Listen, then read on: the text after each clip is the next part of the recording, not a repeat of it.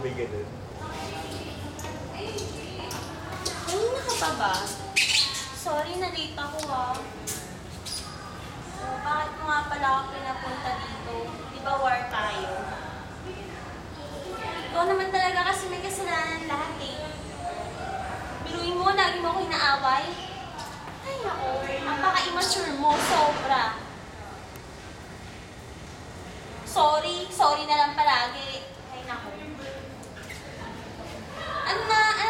Ano bibigay mo sa akin? Peace offering ba yan?